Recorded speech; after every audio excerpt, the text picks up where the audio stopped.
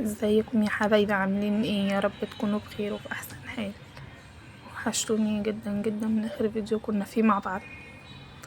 عاملين ايه؟ طمنوني عليكم. معلش بقى، أنا كنت بتاخر عليكم في الفيديوهات شويه عشان التليفون بتاعي خلاص جاب اخره. بعتذر لكم عن تاخيري. جايلكم النهارده بيوم جديد وفيديو جديد. هو فيديو سريع شويه يعني كده، بس عشان ايه ابقى معاكم.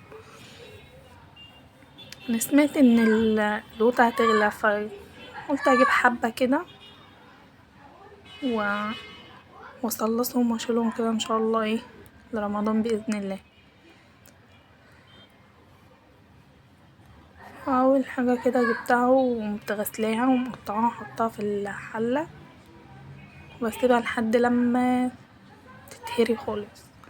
بعد كده بضربها في الخلاط وبصفيها وبحطها في كيس واشيلها في الفريزر.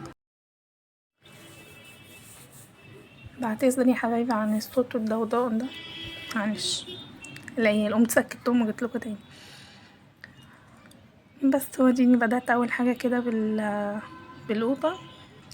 إن شاء الله نعيشنا كل سنة وانتوا طيبين لرمضان. بدأتوا انتوا ايه تخزنوا؟ يعرفوني، اكتبولي تحت في الكومنتات اللي بدأ يخزن حاجة لرمضان يكتبلي ويقولي بدأتوا في ايه.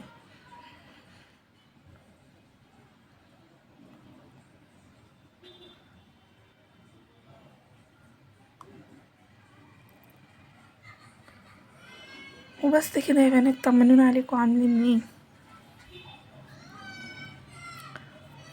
انا هخلص معاكم التسجيل ده ونازله واخده غاليه ورايحه بيه عند الدكتور عشان تعبانه، بتسنن والتسنين تعبها وعماله فيها حاجه مش طبيعيه، مش بتنام البت خالص. فهخلص معاكم وانزل دلوقتي واخدها اروح عند الدكتور شوف هيقول لي ايه. ان شاء الله خير. عاملين ايه في الجو الساقع ده؟ عاملين ايه في ايام الامتحانات والمدارس؟ انا عندي فيروز لسه هتبتدي يوم الاثنين اللي جاي وتخلص الاربعاء، وراح ما يبتدي يوم 3/1، وبعد كده يقعد لحد يوم 10، يبتدي بقى من يوم 10 و11 و12. كل سنة وانتوا طيبين. انا مش عارفة ومش متخيلة الترم التاني اللي هيجي وهنبقى في رمضان. انا بجد شايله هم الموضوع ده قوي. هيبقى رمضان ومدارس، ربنا يقويني ويقويكم ويقوي كل عندها اكتر من طفل. الواحد والاتنين دول سهلين يا جماعة والله، اسألوني.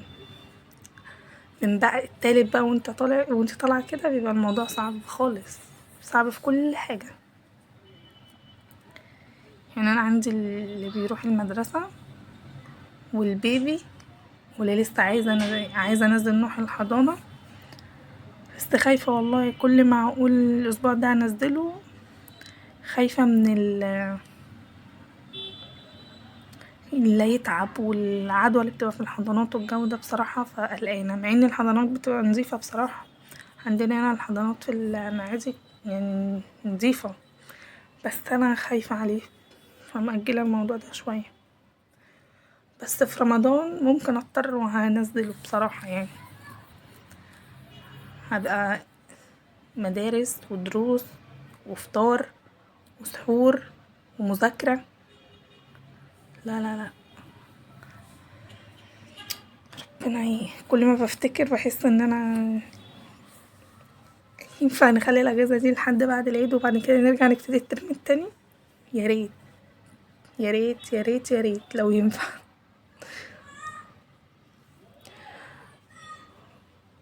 يا بنات، اللي بيشوف الفيديو يعني هو بيجيلي ان في يعني بتتفرجوا على الفيديو بس، يعني مبتعملوش اشتراك ولا بتتفاعلوا مع الفيديو. اللي يشوف الفيديو عجبه يعمل اشتراك ويعمل لايك الجميل بتاعه، خلي عيلتنا كده تكبر بإذن الله، ون... ونبقى مع بعض وهتشجعوني بصراحة. بس انا بحس ان انا بكلم نفسي قوي، مفيش تفاعل غير كام حد كده بيعلقوا.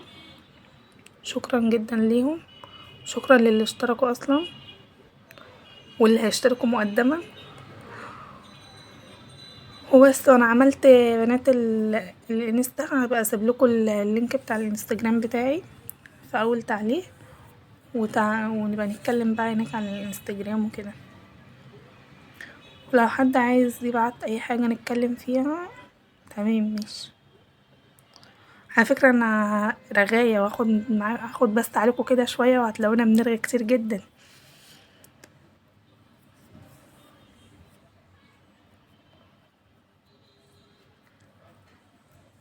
واللي بيتابعني يقولي بيتابعني منين. وبس كده يا بنات، هو ده الفيديو بس، هو حاجة بسيطة بس انا قلت يعني انزلهولكوا كده. وهنا كنت بقى خلصت بقى وصفيت القوطة وخلصت، وبحطها بقى في اكياس.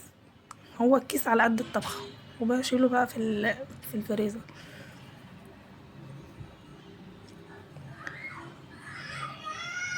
بس كده يا بنات، الفيديو يكون معنا خلص، واشوفكم في فيديو جديد ان شاء الله. باي باي، مع السلامة.